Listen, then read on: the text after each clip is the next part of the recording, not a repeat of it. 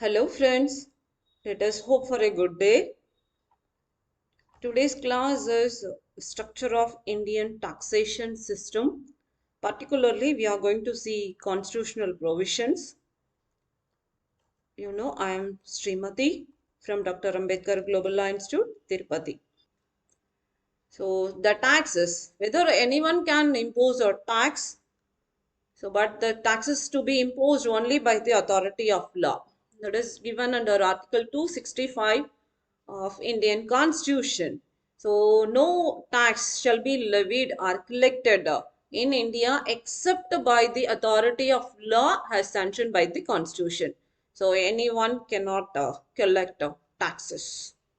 So every tax to be charged in India has to be backed by the law passed by the parliament or even in the state legislature, or any tax charged without any constitutional authority shall be void ab initio. That is, in the initial stage itself it is void, and we cannot further move for that particular contract. And what are the constitutional provisions regarding taxation in India?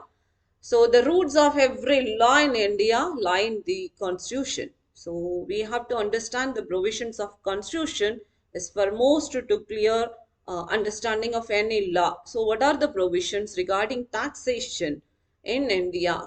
So only the taxes, that is only by the authority of law can taxes be levied. That is given under Article 265, and the levy of duty on tax and its distribution between center and state already given in Article 268, 269 as well as 270. So that is a distribution between the center and state. Then restriction on power of the state to levy taxes, Article 286. The sale or purchase of goods that takes place outside the respective state, that also be considered. The sale or purchase of goods that takes place during import or export of goods, and then taxes imposed by the state are the purpose of state given under Article 276 and Article 277, and taxes imposed by the state are purpose of union already given in Article 271, 279 as well as Article 284. So the grants in aid, so different grants which has been given by the government, given under Article 273, 275, 274 as well as in Article 282. What is the distribution of powers of taxation? So already we have seen this. Again we are going to just recap. List 1 in the 7th schedule to the constitution has the power to the central government listed in entries 82 to 92b. List 2 in the schedule has the power to the state government listed under entries 45 to 63. As regards list 3, it doesn't deal with any of the taxation, hence both the center and state do not have any concurrent powers of taxation. And entry 97 of the list 1 in the 7th schedule contains residuary powers of taxation belonging only to the state.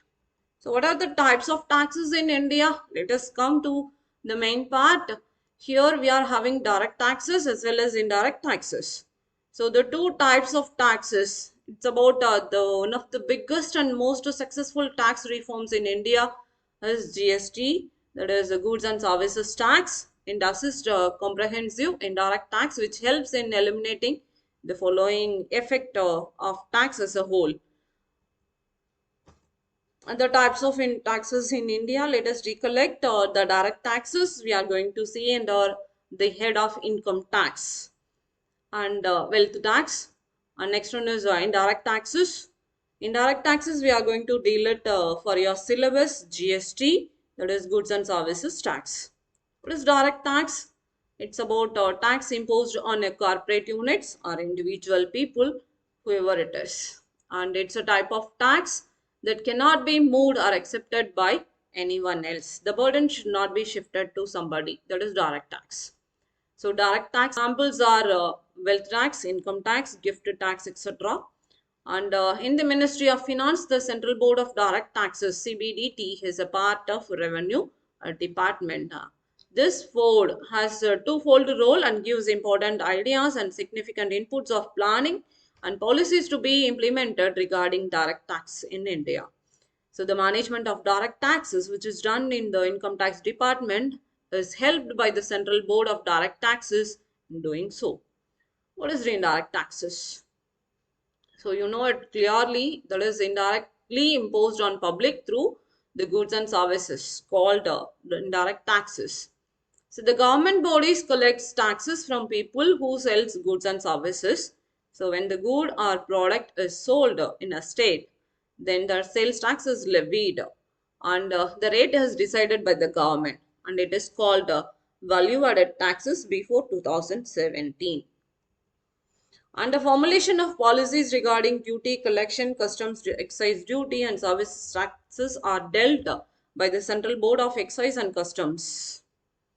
Okay, and this gives a new name, that is called the Central Board of Indirect Taxes and Custom after GST came into force. So this is about, it's a key role to help the government in formulating policies related to GST. So what is custom duty? It has been collected on all goods entering the country.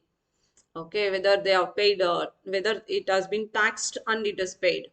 It's about both levied on both export as well as import of goods, regulating trade as well as the source of revenue to the government. What is excise duty?